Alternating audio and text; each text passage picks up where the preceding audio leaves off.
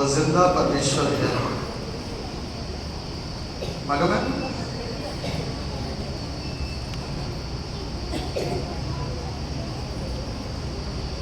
परमेश्वर ने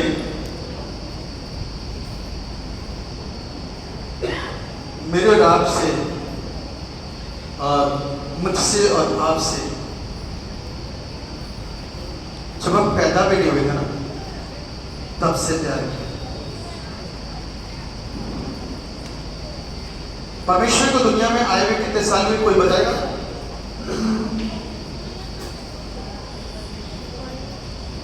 परमेश्वर पुत्र को इस दुनिया में आए हुए कितने साल हुए, कोई बताएगा?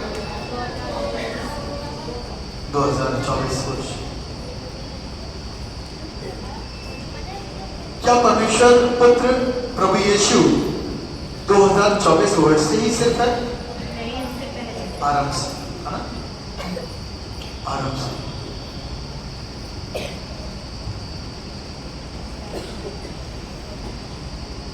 और वो परमेश्वर का प्यार मेरे और आपके लिए बड़ा अद्भुत है। कैसा है? बड़ा अद्भुत। जैसी मोहब्बत और जैसा प्यार उसने मुझसे और आपसे कर दिया, मैं सोचता हूं कि शायद ही कोई ऐसा प्यार मुझसे और आपसे कर पाए। दुनिया का कोई भी रिश्ता, दुनिया का कोई भी रिश्ता, वो मुझसे और आपसे बेइंतहा मोहब्बत करता है, प्यार करता है।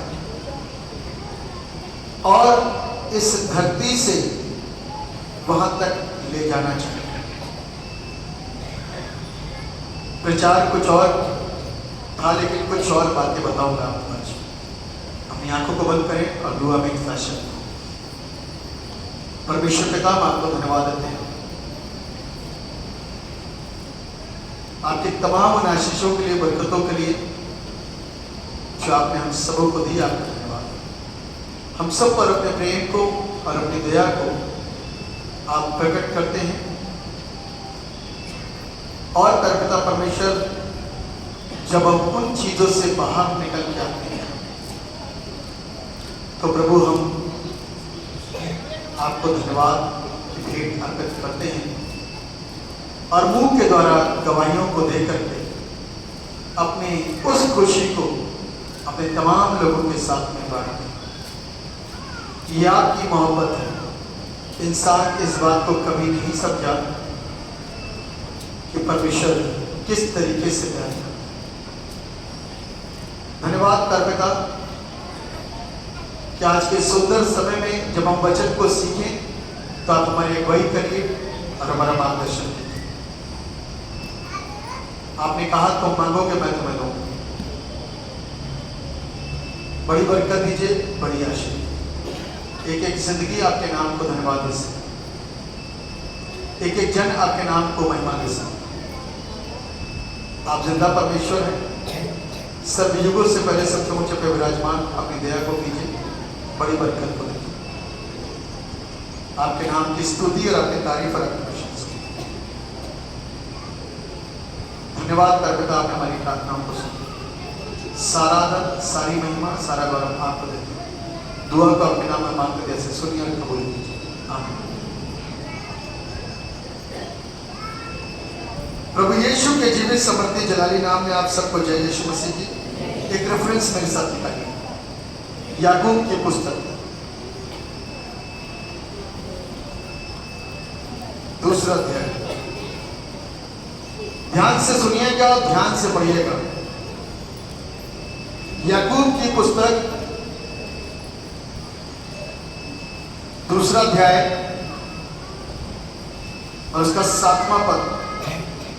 क्या वे उस उत्तम नाम की निंदा नहीं करते? ध्यान से सुनिए, क्या वे उस उत्तम नाम की निंदा नहीं करते जिसके तुम कहलाते हो? जिसके तुम। ये किसकी पुस्तक है आपको मालूम है? याकूब। याकूब क्या कह रहा है? याकूब क्या कह रहा है मालूम है? फिर से पढ़िए इसको। क्या वे उस उत्तम नाम की निंदा नहीं करते जिसके तुम कहलाते हो। हाँ, ये उन लोगों को जो तितर बितर होकर के रहते हैं, इधर उधर रहते, तो याकूब उन लोगों के बीच में जाकर के क्या कर रहा है? प्रचार कर रहा है। क्या कर रहा है? जोर से बोल सकते हैं आप, प्रचार कर रहे हैं। ध्यान से सुनना, ये वचन आशीष देगा। और जब मैंने ये वचन प्रीच करा भी पीछे, क्योंकि उससे पहले पवित्र आत्मा एक गहरा काम कर चुका था किसी की जिंदगी के ऊपर। आप लोग तो शेयर नहीं करोगे, क्योंकि जिस मीटिंग में भी हम लोग थे पीछे 2 दिन पूर्व, वहां पर पवित्र आत्मा ने बताया, और सेम यहां के भी, कि व्यभिचार का आत्मा बहुत जबरदस्त तरीके से काम कर रहा है। क्या एक आत्मा? जोर से बोल सकते हैं। और यदि नाम ले लिया जाए कि कौन व्यभिचार कर रहा है, किसके संबंध किसके साथ में है, तो आपको बुरा लग सकता है, बुरा लग सकता है। और आपको इतना बुरा लगेगा कि आप झगड़ा कर सकते हो, लड़ सकते हो, बोल सकते हो, भाई साहब आपने कैसे बोला। तो इसलिए मैं बता रहा हूं कि वहां पर पवित्र आत्मा ने इतना तेज के साथ में बोला कि नाम बोल दे, नाम बोल दिया। 30-35 लोगों के बीच में नाम निकल गए, 2 लोगों के, 3 लोगों के।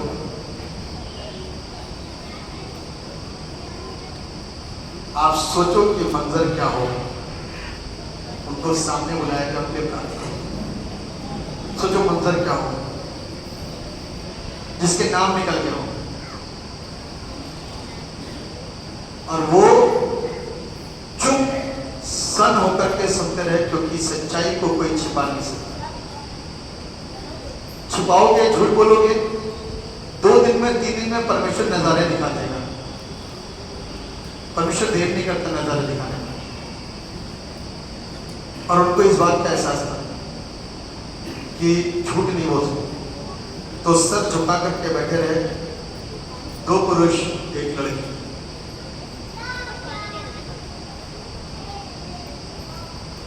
और जबरदस्त। तो मैं इस बात को बताना मान रहा हूं कि इतनी लज्जा, इतनी शर्म उनको महसूस हुई कि जब मैं वचन दे रहा था तो आंसुओं के साथ में रो रहे थे। एक से बोला, मुझसे बहुत बड़ी गलती है, परमेश्वर ने सीधे क्षमा कर दी। परमेश्वर को मजाक मत समझ, घंटों में भी नहीं उड़ाएगा। आप मना करते रहोगे, आपकी जिंदगी में तबाही तूफान के तौर पर आती रहेगी। इसीलिए शुक्र मनाओ कि सिर्फ इतना बताया गया, अभी नाम नहीं खोले, नाम खोल देंगे तब तबाही है। इसलिए अपने आप को जो संभाल सकता है, जितने बैठे हो, बहुत लोगों के जीवन के अंदर ये व्यभिचार का अपने आप को संभालिए और बचाइए। यही वचन वहां पर बोला। अब फिर से पढ़ो जरा इसको। क्या वे उस उत्तम नाम की, क्या वे उस उत्तम नाम की, उत्तम नाम कौन सा है? यीशु मसीह। परमेश्वर पिता, परमेश्वर पुत्र, परमेश्वर पवित्र आत्मा, उस उत्तम नाम की निंदा नहीं करते, निंदा नहीं करते। यही वर्ष थे मेरे कि ईसाई होकर के व्यभिचार में फंसे हुए और दम भरते हैं कि हम ईसाई हैं। आंसू जार जार जार जार पीछे। हम एक नसीहत की पुस्तक हैं। ये पवित्र वचन कहीं नहीं और किसी के पास नहीं, ध्यान रखना। कोई भी विश्वास आपको ये नहीं कहता तुम पर विचार करते हो, कहता तुम्हारे पाप के बदले में दान डाल दो, बलिदान कर दो, सब माफी। यीशु मसीह को सिखाता है व्यभिचार छोड़ तब तेरी माफी होगी, लालच छोड़ तब तेरी माफी होगी, बुराई छोड़ तब तेरी माफी होगी, झगड़े छोड़ तब तेरी माफी होगी, छल छोड़, घमंड छोड़ तब तेरी माफी होगी। क्या, फिर से वापस पढ़ेंगे, क्या वे उस उत्तम नाम की निंदा नहीं करते जिसके तुम कहलाते हो? अब हम बता सकते हैं कि हम किसके कहलाते हैं। यदि आप अपने बाप का नाम लेते हो तो बाप को लज्जित करते हो, यदि आप अपने परमेश्वर का नाम लेते हो तो परमेश्वर को लज्जित करते हो, क्योंकि आपसे पहचान पूछी जाएगी, क्या तुम्हारा बाप ऐसा ही है या तुम्हारी माँ ऐसी ही है? तो स्वर्ग के परमेश्वर की निंदा आप करते हो, उसकी इज्जत और उसकी बेइज्जती आप करते हो। आपसे प्रश्न किया जाता है, क्या तुम्हारा स्वर्ग का पिता ऐसा ही है? तो कलाम तो सीधे उसका प्रचार कर देगा, उसकी गवाही दे देगा, नहीं वो पवित्र परमेश्वर है। वो कैसा परमेश्वर है? दुनिया की कोई भी शख्सियत इस परमेश्वर के वचन को पढ़ के परमेश्वर को कोई भी अपवित्र नहीं कह सकता, लेकिन उसके बावजूद भी वो मेरे और आपके गुनाहों के चलते कैसा बनाया गया? अपवित्र गिना गया। कैसा गिना गया? अपवित्र, मेरे और आपके गुनाहों के चलते उसने वो भी सहन कर लिया। लेकिन आज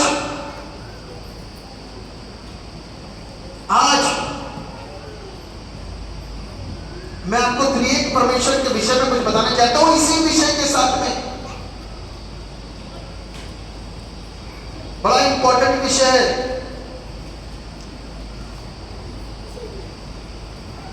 ध्यान से सुनिए इसको।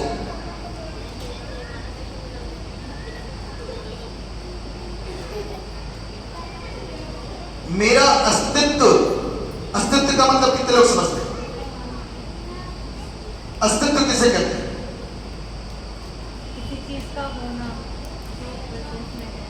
बताइए, कोई तो बताएगा पीछे अस्तित्व किसे बोलते हैं? पहचान। और बताइए, अस्तित्व किसे कहते हैं?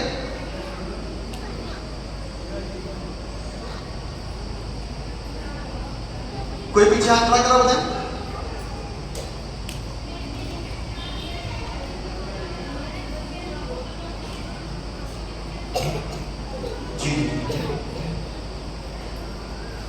यहां सामने आके खड़े हो, एक जन पब्लिक तरफ मुंह करो। मैंने इसे खड़े होने के लिए बोला, ये खड़ी हो गई, अस्तित्व में पाई जाती है इसलिए खड़ी हुई। यदि अस्तित्व में ना होती तो खड़ी नहीं हो सकती थी, अस्तित्व में है। अब इसके अंदर शख्सियत कौन सी काम करती है?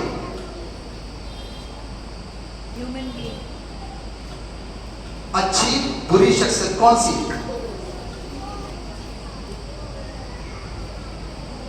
ऊपर से तो ऊपर वाला पहचान देगा, धरती पर हम और आप क्या देखते हैं? वो शख्सियत इसके अंदर की, अच्छी या बुरी। अस्तित्व किसकी? अस्तित्व की वजह से शख्सियत है इसकी। अस्तित्व ना होता तो शख्सियत ना होती। समझ पा रहे हैं उदाहरण से? यदि ये ना होती तो इसको कोई पूछता, इसकी शख्सियत को कोई पूछता? कोई नहीं पूछता।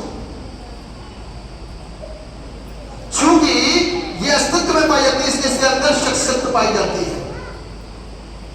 बैठे बैठे, हमारा परमेश्वर जब अस्तित्व में आया तो उसकी शख्सियत को पहचाना गया। God the Father, God the Son and God the Holy Spirit. तीन शख्सियत में। गॉड द फादर कौन है? सृष्टिकर्ता, क्रिएटर। गॉड द सन क्या है? मुक्तिदाता, आजाद कराने वाला, है ना, रिडीमर। और गॉड द होली स्पिरिट कौन है?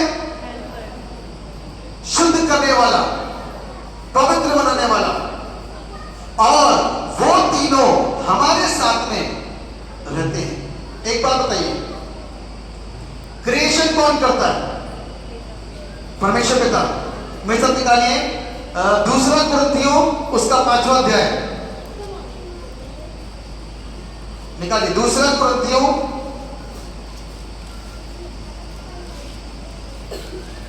उसका 5वां अध्याय और उसका 16वां पद पढ़िए जरा।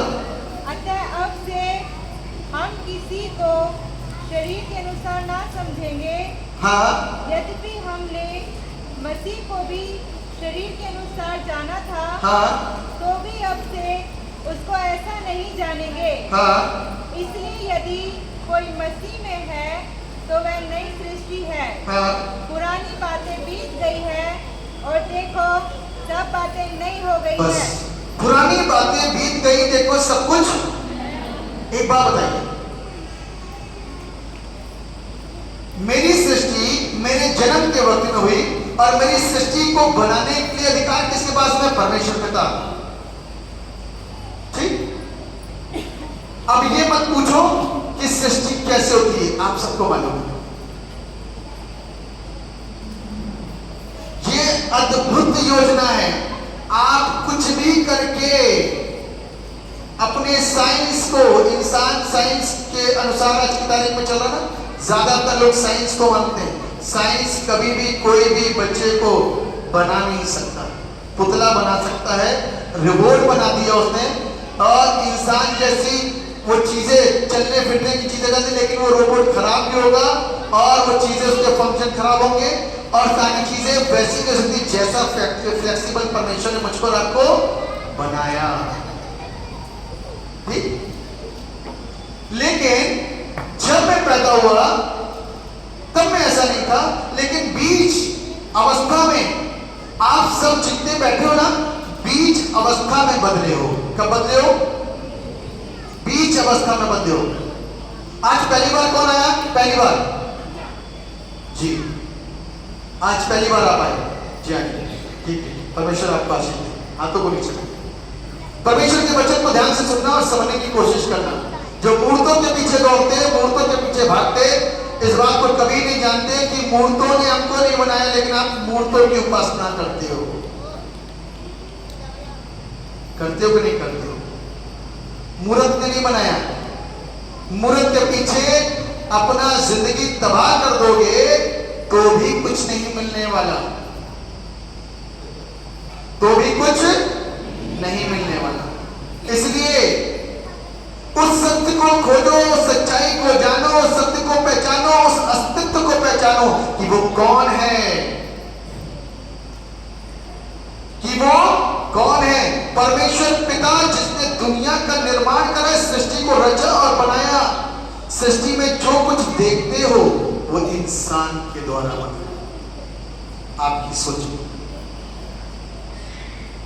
लेकिन जिस चीज के ऊपर, जिस परमेश्वर पर विश्वास मैं करता हूं, हर एक चीज परमेश्वर के द्वारा रची और बनाई गई। जो प्राकृतिक है,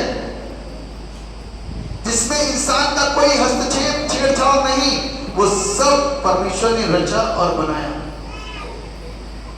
सूरज, चांद, सितारे, सारी वनस्पतियां, पेड़ पौधे, सब किसने रचे बनाए? परमेश्वर। ये वस्त्र किसने दिए? बताओ ना, ये वस्त्र किसने दिए?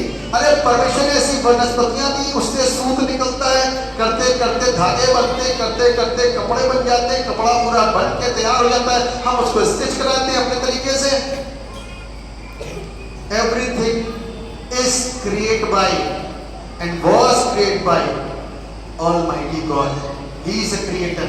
और जब मैं और आप रचा गए तो परमेश्वर ने मेरी आपकी क्रिएटिविटी करी, और वो क्रिएशन जो आरंभ में रची गई थी वही चीज काम करती चली जा रही है। वो फंक्शन आज तक खराब नहीं हुआ, जिसको परमेश्वर ने आशीषित कर दिया, फूलों, फलों और पृथ्वी में भर गया। सारी दुनिया में पहाड़ों में इंसान मिल रहे हैं, जंगलों में इंसान मिल रहे हैं, और ऐसी ऐसी जगहों पर इंसान मिल रहे हैं, ऐसे ठंडे प्रदेशों में इंसान मिल रहे हैं, गर्म प्रदेशों में इंसान मिल रहे हैं, गलियों में मिल रहे हैं, और तमाम शहरों में मिल रहे हैं। जाने कहां कहां जहां आप सोच सकते हो भर गया इंसान। कैसे भरा? सिर्फ एक ही ब्लेसिंग। परमेश्वर को लगा कि आदम अकेला है, उसने उसके लिए एक सहायक बनाया, उसका नाम हव्वा था, और इन दोनों के मिलने से संतान जो जो पैदा हुई तब से लेकर के आज तक ये क्रिएटिविटी का बनाया हुआ फंक्शन नाश नहीं हुआ। रोज घरों के अंदर लोग ये बोलते हुए आते हैं, लीजिए जी लड्डू खाइए बेटा हुआ है, लीजिए जी लड्डू खाइए बेटी हुई है ना। ये नियम है और तब से लेकर के आज तक। लेकिन अब यीशु मसीह जो हमारा मुक्तिदाता जब से आया ना, और जब हम इस खुदा के कलाम को पढ़ते हैं, यीशु मसीह को 2024 साल हो गए, अभी लोगों ने बताया 2024 साल, लेकिन यीशु मसीह 2024 साल के बाद में काम कैसे कर रहा है, जबकि अभी तक उसका अस्तित्व हमारे बीच में नहीं है, तो काम कैसे कर रहा है? उसका अस्तित्व इस कलाम के द्वारा है, उसका अस्तित्व लोगों के अंदर है, उसकी बातें, उसकी जीवन देने वाले वचन लोगों के अंदर पाए जाते हैं। लोगों के अंदर है क्या? क्योंकि परमेश्वर का कलाम कहता है कि मैं तुम्हें कभी भी अनाथ नहीं छोड़ूंगा। इसलिए आज उसका अस्तित्व पवित्र आत्मा का जो रूप में और आप देखते हैं, वो उसका अस्तित्व है जो अब हम आंखों से नहीं देख पाते, लेकिन किसी धार्मिक और पवित्र इंसान के माध्यम से या उसके मुंह के शब्दों से जब घोषणाएं की जाती हैं, तब उसके एहसास को महसूस कर पाते हैं। तब क्या कर पाते हैं? उसके एहसास को महसूस कर पाते हैं। और वो परमेश्वर जो सृष्टि के पहले दिन से था, और उसका आदि और उसका अंत मैं और आप में से, मेरे और आपके पूर्वजों में से भी कोई नहीं बता सकता, जो आरंभ से था और आज तक वही है। वैसा ही एहसास यदि आज मैं और आप करते हैं तो वो मुझको और आपको नया बनाता है। अब क्या कहता है दूसरे कुरिन्थियों की पुस्तक में, जो प्रभु में है, जो यीशु मसीह में है, वो क्या हो गया? नई सृष्टि हो गया। क्या हो गया? नई सृष्टि हो गया। अब जो ये बैठे हैं, ये क्या हो गया प्रभु यीशु मसीह में? नई सृष्टि से मतलब क्या हुआ? क्यों वो आपको और मुझको नई सृष्टि बना रहा है? क्यों वो मुझको और आपको नई सृष्टि कह रहा है? क्या है ये नई सृष्टि? कोई बताएगा? नई सृष्टि है क्या? क्या हम ऐसे ही अच्छे नहीं है? नई सृष्टि का मतलब क्या है? बताइए। What is the meaning of new creation? नई सृष्टि का मतलब क्या है? क्या है ये नई सृष्टि? दूसरे कुरिन्थियों के अंदर, उसके 5वें अध्याय के अंदर, उसके 17वें पद के अंदर क्यों लिखा गया कि जो प्रभु में है वो नई सृष्टि है? क्यों नई सृष्टि? क्यों लिखा गया? क्यों जब हम पैदा हुए तभी हमको नई सृष्टि क्यों नहीं बोला गया? क्यों हमको बार-बार पादरी साहब पूछे, आर यू बॉर्न अगेन? क्यों बोलते हैं कि आर यू बॉर्न अगेन? क्या आप नई सृष्टि है? क्यों ऐसा बोलते हैं? क्योंकि बाइबल हमको इस बात को बताती है, बाइबल हमको इस बात को सिखाती है कि जो प्रभु में आ गया ना, तो उस परमेश्वर में, उस सच्चाई में, उस पवित्रता में, जब पवित्रता आपकी जिंदगी के अंदर काम कर रही है, तो आपके अंदर जो आप पहले क्रिएशन हो, जो अपने माँ बाप से पैदा हुए, जो पहली क्रिएशन हो, वो पहली क्रिएशन यीशु मसीह के, उस पहली क्रिएशन के अंदर यीशु मसीह की जब एंट्री होती है, तो पहली क्रिएशन की अशुद्धता और पहली क्रिएशन का पाप धुल करके यीशु के नाम के सामर्थ के द्वारा, उसके वचन की सामर्थ द्वारा धुल करके वो कैसा हो जाता है? नया। अब नया जब बन गया तो पाप हमारे बीच में नहीं रहा, तो पाप हमारे बीच में नहीं रहा। तभी इसीलिए याकूब की पुस्तक के अंदर, उसके दूसरे अध्याय के 7वें पद के अंदर, उसके एंड में क्या कहता है? एक बार फिर से उसको जांचेंगे और परखेंगे, देखेंगे क्या लिखा हुआ है। याकूब उसका 2 और उसका 7वां पद से आगे पढ़ेंगे। लिखा हुआ, मैं यहां से पढ़ रहा हूं आपके लिए। अब लिखा हुआ है, तो भी यदि तुम पवित्र शास्त्र के वचन के अनुसार ही जो अपने पड़ोसी से अपने समान प्रेम रखिए, सब कुछ उस राज व्यवस्था को पूरी करते हो तो अच्छा ही करते हो। यानी कि परमेश्वर किस बात के लिए कह रहा है कि तुम अच्छा करते हो? जब तुम परमेश्वर की दूसरी आज्ञा का पालन करते हो। क्या है दूसरी आज्ञा? कि तू अपने पड़ोसी से, दूसरी आज्ञा पहली आज्ञा के बगैर अधूरी है। और पहली आज्ञा क्या है? तो अपने परमेश्वर से अपने सारे मन, प्राण, बुद्धि और शक्ति से मोहब्बत कर। आप अपने परमेश्वर को जानते हो कि आपका परमेश्वर कौन है? किसी ने अपने परमेश्वर को धन समझ लिया है, किसी ने अपना अहंकार समझ लिया है, किसी ने अपनी पढ़ाई लिखाई की योग्यता समझ ली है, किसी ने बहुत सोर्स वाला जो सोचता है कि मेरे से बड़ा कोई नहीं है, और बहुत कुछ वगैरह वगैरह।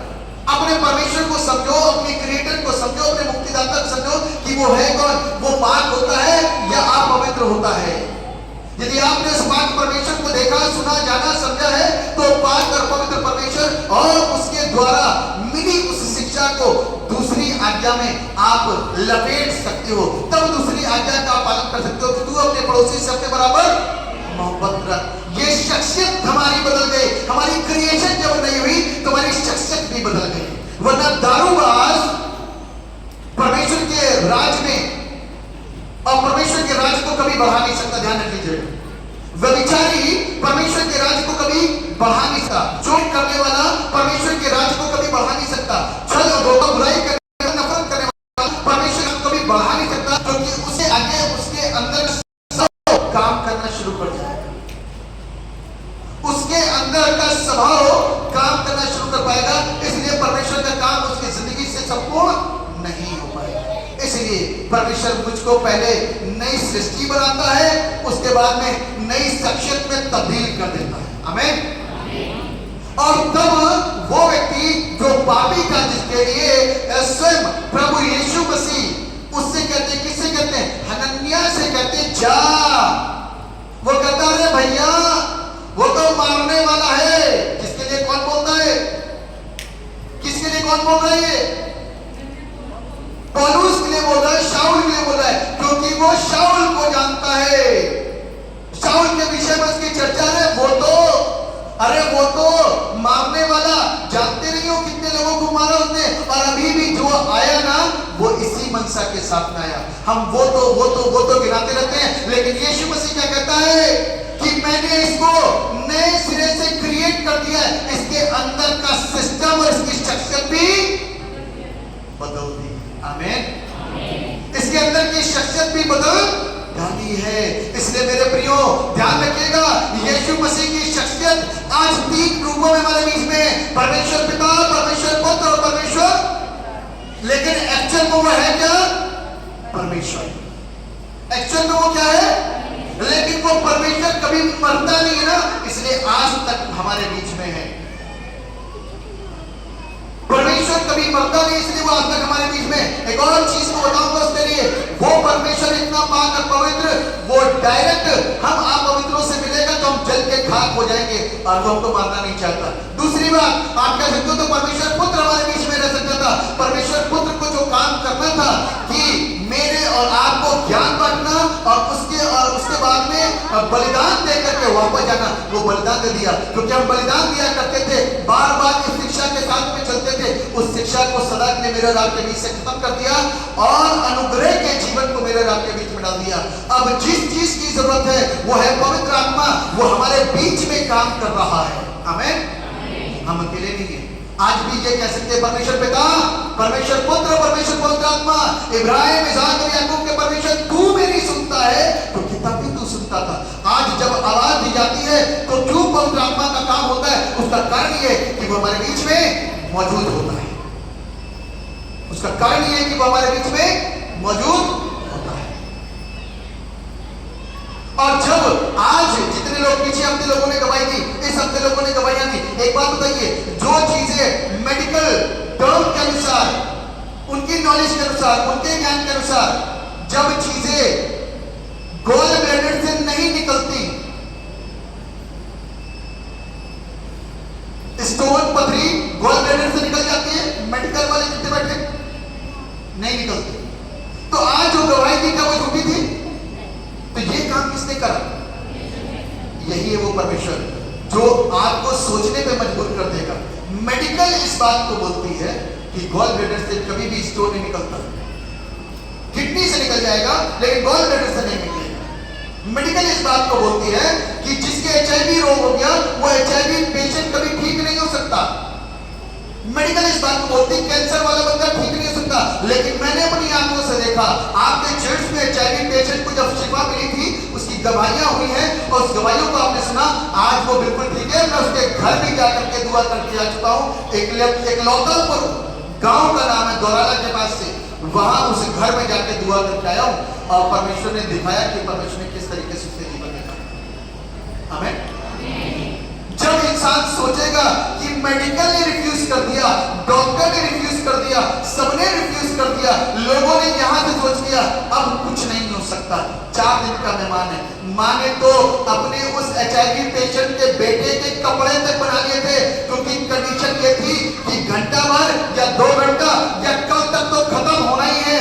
लेकिन वो कपड़े जो बना के तैयार कर लिए थे, वो सोच जो यहाँ पर सेट हो गई थी, परमेश्वर सोच से बाहर जाके काम करता है। उस बच्चे को जिंदगी मिली, आपके चर्च में आके उसने गवाही दी और आज भी वो सुरक्षित है और सही है। लेकिन हम अपनी आवश्यकता हेतु उसको इस्तेमाल करते हैं, सिर्फ अपनी जरूरत के लिए कि हम चंगे हो जाएं, लेकिन उस पर विश्वास नहीं करते। जो विश्वास करेगा उसको जिंदगी मिल जाती है, जो विश्वास करता है उसको जिंदगी मिलती है, और जो विश्वास नहीं करता वो कभी भी यीशु से उन आशीषों को प्राप्त नहीं कर पाएगा, हल्की आशीषों को पाएगा। ध्यान रखना, बाइबल क्या कहती है, जब वो मुझको और आपको सोचने पे मजबूर कर देगा कि मेरा कैंसर कहां चला गया, मेरा एचआईवी रोग कहां चला गया, मेरी ये बड़ी बीमारी कहां चली गई, मेरी ये पथरी कहां चली गई, मेरे दिमाग में फंसे हुए क्लॉट कहां गायब हो गए, मेरे पैर का टेढ़ापन कैसे सीधा हो गया, मेरे कूल्हे का दर्द कहां गायब हो गया, ये बीमारी कहां चली गई, मैं तो मेंटली रिटायर्ड हो गया था, कैसे सही हो गया। वो जब आप सोचोगे ना, तो वो आत्मा जो आपको हेल्पर के रूप में दिया गया है, यहां पर सोचने में मजबूर कर देगा। तब आपके सामने बताएगा एक ही नाम है और एक ही वचन है और एक ही स्थान है, वो खुदा का घर जो जाएगा वो जीवन पाएगा, और जो नहीं जाएगा वो जिंदगी में कभी बच नहीं सकता। हालेलुया। उसी दिन से, सेम डे से आपकी शख्सियत बदलने लग जाती है। दारूबाज दारू छोड़ता है, व्यभिचार को छोड़ता और रियलाइज करता है कि मैंने जिंदगी में पाप किया, रियलाइज करता है कि मैंने खुदा के विरोध में काम किया, रियलाइज करता है कि मैंने परमेश्वर को अभी तक जाना नहीं, मैं किसके पीछे पड़ रहा था और किसके पीछे चल रहा था, रियलाइज करता है। जब ये रियलाइजेशन का आत्मा मेरी और आपकी लाइफ के अंदर टच करता है, मुझको छूता है, यहाँ पे छूता है, यहाँ पे छूता है, तो जीवन बदल जाता है। लोग आंसुओं के साथ में गवाहियां देते हैं। आमीन। लोग आंसुओं के साथ में गवाही देते हैं। बहुतों को मजाक लगता होगा, लेकिन जिसके जीवन में काम हुआ है उसके जीवन में तो आनंद ही आनंद है। आमीन। आपका मजाक आपके साथ में, लेकिन जिसके जीवन में काम हो गया उसके जीवन के अंदर आनंद ही आनंद है। आमीन। क्योंकि वो परमेश्वर के विषय में लिखा है, वो कभी ना बदलने वाला परमेश्वर है, एक सा परमेश्वर। बाइबल कहती है जिस घर में तुम्हारी इज्जत ना हो, उस घर के चौखट पर अपने पांव की धूल को क्या कर दो, फिर परिणाम देख लेना। ये परमेश्वर बोले, छोड़ दो, क्योंकि वो परमेश्वर को नहीं जानते। इसलिए मेरे प्रियो, आज खुदा के इस जिंदा कलाम को सुनने की जरूरत है, इसको समझने की जरूरत है। वो 3 in 1 है, वो परमेश्वर ही है। आपको बताना चाहता हूं, फिर आपसे कोई सवाल करे और लोग बोलते हैं कि परमेश्वर कैसे, परमेश्वर का बेटा कैसे, आप उसको जवाब दो। आपसे यदि कोई बोलता है वो परमेश्वर ही है, मैं परमेश्वर बोल रहा हूं, कोई मानेगा नहीं कि परमेश्वर वहां भी, परमेश्वर यहां भी। हाँ, परमेश्वर तो सर्व उपस्थित और सर्वज्ञानी परमेश्वर है, सब जगह मौजूद है। लेकिन जो परमेश्वर का स्वरूप है, परमेश्वर यहां पर आया तो आपको और हमको क्या कर देगा,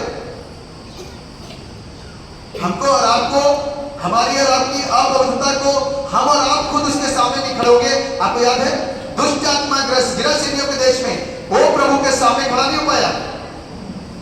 वही दुष्ट आत्मा ग्रस्त व्यक्ति कहां पर रह रहा था, कब्रों में, घर में रह नहीं सका, परिवार के बीच में रह नहीं सका। अभी आप लोग नॉर्मल, आपके लोग आपके साथ में रह रहे हैं। जिस दिन आप उसको सांकलों में बांधोगे तो तोड़ेगा, आपके सर फोड़ेगा, आपको मारेगा, आपको पीटेगा, आप उसको कहीं छोड़ के आने की कोशिश करोगे। ऐसा ही गिरासेनियों के देश में था, उसको कब्रिस्तान में छोड़ दिया। कब्रिस्तान में कौन रहता है? मुर्दे और मरे हुए लोग, और वो मरा समान था, इसलिए कब्रिस्तान में रहने के लिए चला गया और वहीं पर अपने आप को, अब खा पी कुछ नहीं रहा है, दुष्ट आत्मा उसके अंदर काम कर रही है, ठीक है ना, और वो वहां परेशान। लेकिन यीशु मसीह जिस दिन वहां से निकले, सेम डे के अंदर दुष्ट आत्मा सीधी हो गई। जो कीड़े काम कर रही थी वो क्या हो गई? सीधी हो गई।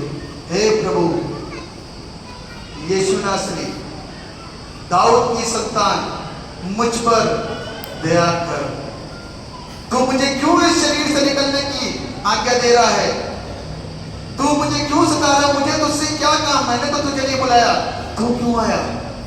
प्रभु इसलिए आया ताकि जो दुष्टात्मा ग्रस्त है वो आजाद हो जाए, जो बीमार है वो चंगे हो जाए, जो अपूर्ण है वो पूर्ण हो जाए, और जो सत्य को नहीं जानते वो सत्य को जान पाए, जो परमेश्वर को नहीं जानते वो परमेश्वर को जान पाए। हमें आपके लिए तो परमेश्वर ये भी है, ये भी है, ये सब कुछ परमेश्वर ही परमेश्वर, जहां जहां देखो परमेश्वर है। इसीलिए परमेश्वर आपको, मुझ पर आपको एहसास दिलाता है कि परमेश्वर ये नहीं, परमेश्वर ये लोहा नहीं, परमेश्वर पत्थर नहीं, परमेश्वर फूल नहीं, परमेश्वर जानवर नहीं, परमेश्वर वो परमेश्वर है जो सर्व उपस्थित है और वो गंदे और गलत काम नहीं करता। हमें वो जिंदा है, सच्चा है और प्रेमी है। वो अपने लोगों के साथ रहता है और कभी नहीं बदलता, इसलिए उसका नेचर आराम से लेकर के आज तक बदला नहीं। वो सबके साथ एक जैसा प्यार भरा व्यवहार करता। हमें बदलने का अवसर मुझको और आपको उसने दिया। जो कोई बदलना चाहे बदल जाए, क्योंकि दस्तक तो सबके घर में हुई है। हमें दस्तक तो सबके घर में यदि नहीं हुई है तो दरवाजों को खोलो। बाइबल कहती है, देख मैं द्वार पर खड़ा हुआ, जो कोई मेरी आवाज को सुनकर मैं और उनके साथ, मेरे प्रियो वो जिंदा परमेश्वर है। इसलिए जो नई सृष्टि बन गया ना, तो ध्यान रखना, उसकी पहली शख्सियत यदि दारूबाज होगी ना, तो आज वो आत्मिक है। हनन्याह कहता भैया वो तो बुरा है, यीशु कहता है शख्सियत बदल गई उसकी, अब जो मैं कहूंगा वो करेगा। आमीन। क्योंकि यीशु अंदर आ गया, और जिसकी जिंदगी के अंदर यीशु आ गया ना, उसकी जिंदगी काले से गोरी हुई। आमीन। काले का मतलब काला रंग, काले काम, काले धंधे, काली सोच, ये सारी चीजें काली यानी काला अंधकार से इसको दर्शाया गया है। और अंधकार में कौन रहता है? शैतान, इसलिए उसको काले से दर्शाया गया है। गोरे का मतलब साफ, पवित्र, सफेद, शुद्ध, पवित्रता। वो कौन है? रोशनी में और ज्योति में कौन रहता है? परमेश्वर। और वो मुझको और आपको जब ज्योति में लेकर के आता है ना, तो अंधकार भरी जिंदगी ज्योति में जैसे ही आती है वो साफ हो जाती है, चमकने लग जाती है। इसलिए आज की तारीख में जब आप ज्योति में आते हो ना, तो आप चमकने लग जाते हो। आपके पड़ोसी, आपके मित्र, आपके रिश्तेदार आपको चर्च में आने के बाद मालूम क्या कहते हैं? तुमको कितने लाख मिले? वाकई में अभी गवाहियां दी ना कि पहले मेरे पैसे काहे जाते थे दुष्टात्माओं या किसी किसी चीजों में खर्च हुआ करते होंगे, लेकिन अब मेरा खर्चा जो हजारों लाखों का वैद्यों के पास में और तांत्रिक विद्या करने वाले जो भी भगत लोग उनके पास में जाया करता था, लेकिन अब वो खर्चा खत्म हो गया। घर के लोगों की बुद्धि एक जैसी हो गई, लड़ाइयां खत्म हो गई, झगड़े खत्म हो गए, वो अशांति दूर हो गई, घर शांत हो गया, मेल मोहब्बत, एक सोच। रविवार के दिन, शनिवार को तैयारी कि हम सब चर्च जाएंगे, और चर्च जाने के बाद में जो ब्लेसिंग्स मिली, जो बंधन टूट करके बाहर चले गए, उसके बाद में आपके विचार, आपके मनोरथ पूरे होने शुरू हो गए। क्या होने शुरू हो गए? मनोरथ पूरे होने शुरू हो गए।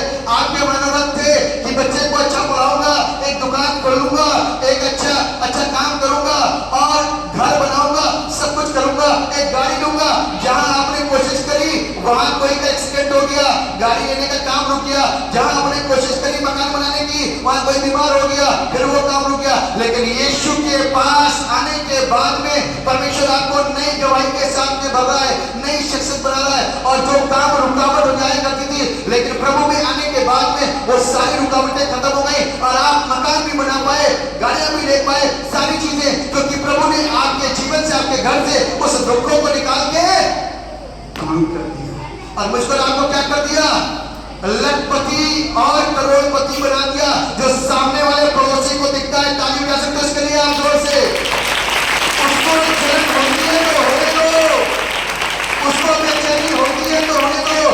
आप उसको बताओ, उसको समझाओ, उसके साथ मजाक मत करो, उसको बताओ भैया आप कहते हो ठीक है मैं अपना घर बना पाया, मैं अपनी गाड़ी ले पाया, उसका कारण क्या है? ओ परमेश्वर मेरे साथ है।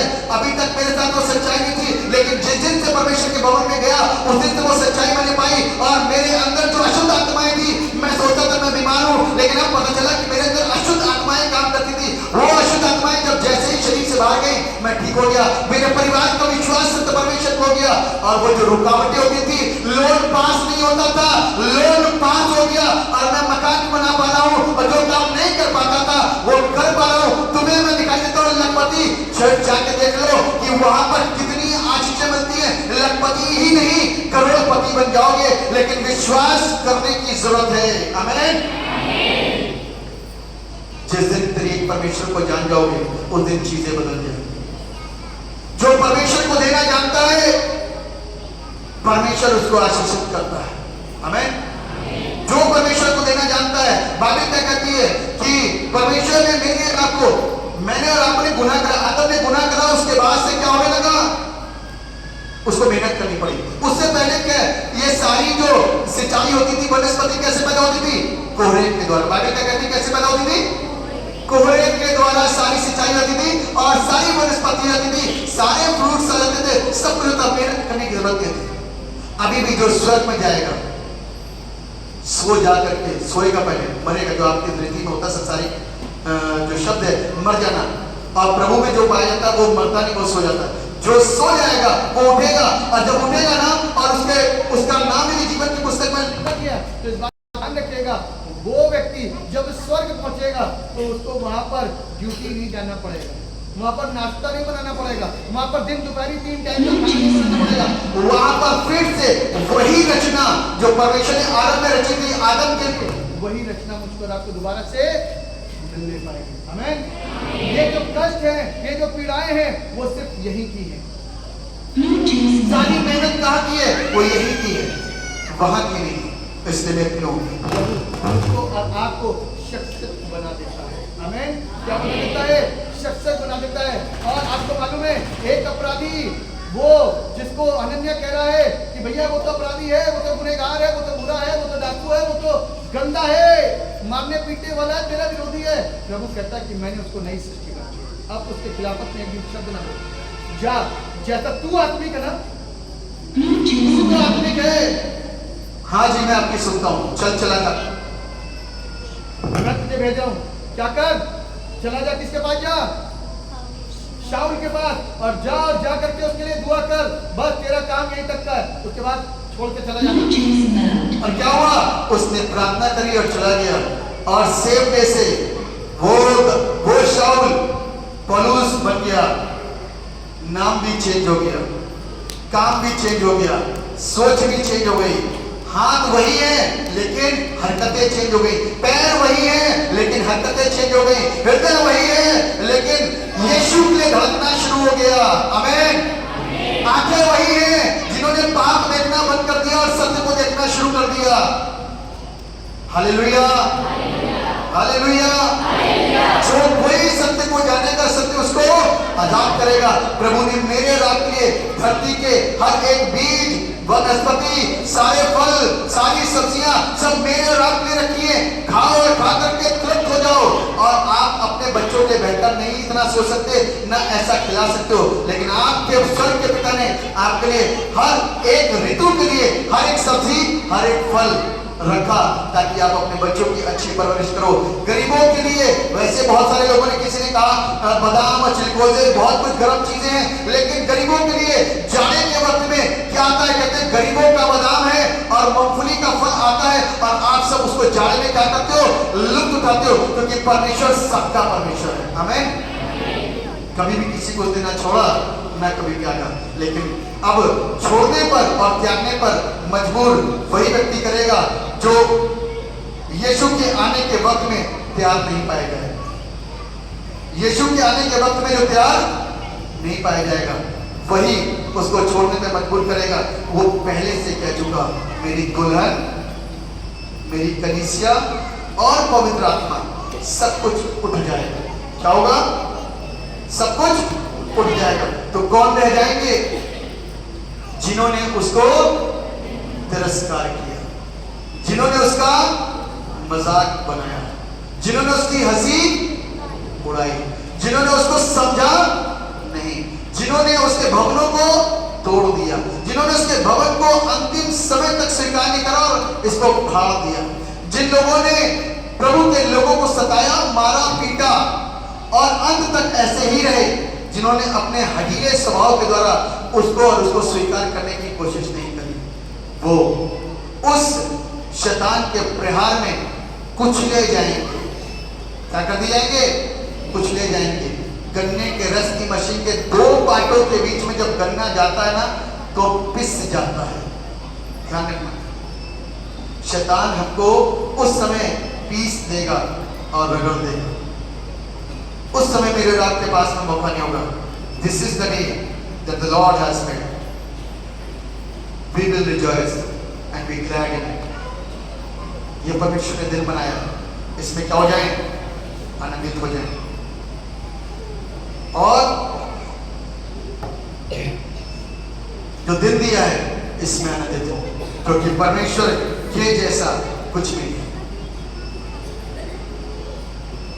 उसने जो दिन दिया है वो पवित्र दिन है, वो अच्छा दिन है, वो एक पहचान का दिन है और एक यादगार का दिन है। पता नहीं आज के दिन कौन बदला, पिछले हफ्ते कौन बदला, अगले हफ्ते कौन बदलेगा, या आने वाले दिनों में कौन बदलेगा। तो परमेश्वर आप सबको ब्लेस कर मैं बताना चाहता हूँ, एक छोटी सी बात कहते खत्म करूंगा कि इंसान एक अस्तित्व है और घर में, ड्यूटी में, समाज में आप एक शख्सियत हो। एक ही बाप है, एक ही बेटा है, ठीक है। आप एक अस्तित्व में हो, किसी के बाप हो और किसी के बेटे हो, किसी के पति हो और किसी के पापा हो। एक ही बंदा अलग रूप कैसे ले रहा है? यही बाप है और यही बेटा है, यही किसी का पति है। परमेश्वर पिता बाप है और बेटा बन के आया, मेरा और आपका पति है। आमीन। क्योंकि हम सब उसकी धन्य है वे बुद्धि जो उसको समझ पा रही है और जो उसको अपने जीवन के अंदर ग्रहण कर पा रही है। इसलिए हमको और आपको अपनी जिंदगी उसको पूरी रीति से ऑफर करनी है, देनी है। मैंने 3 चीजों को समझाने की कोशिश करी, पिता, पुत्र और पवित्र आत्मा। और आपका आज का फसली द्वार, ये सब कुछ परमेश्वर की आशीष है।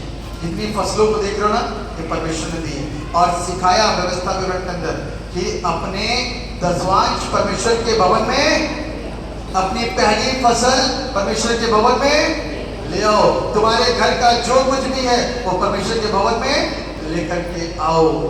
और जो देना जानता है तो अपने हाथों को खोल कर रखे, परमेश्वर उसको घर देना जानता है।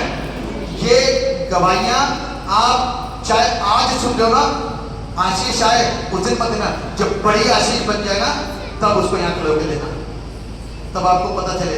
आपको आज आपके लिए दुआ हुई कि कल आपको पैसे मिल जाए, आपको कल ही 1000 रुपए मिल गए, तो मत खड़े होकर गवाही देना। जब आपके वही 10 लाख और हजारों लाखों में तब्दील हो जाना एक साल के अंदर, तब यहाँ गवाही देना कि मैं उसको संभालता रहा, परमेश्वर मुझको पढ़ाता रहा।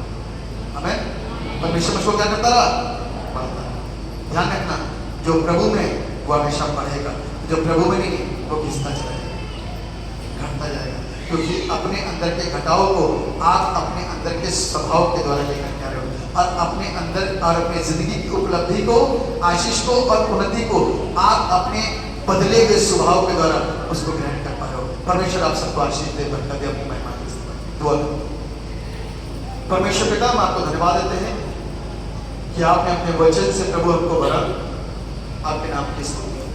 आपका वचन प्रभु सामर्थी है, जीवन देता है, नया बनाता है। इस वचन के द्वारा हम बदले जाएं, आशीषित हो सकें और आपके नाम को धन्यवाद दे सकें। ये वचन हमारी जिंदगी में कार्य करे और हम वचन के द्वारा उस जिंदा आशीष को प्राप्त कर सकें। धन्यवाद। आपने प्रार्थनाओं को सुना। सारा आदर, सारी महिमा, सारा गौरव आपको देते हैं। दुआ आपके नाम में मांगते हैं। जैसे सुनिए और कबूल कीजिए। आमीन।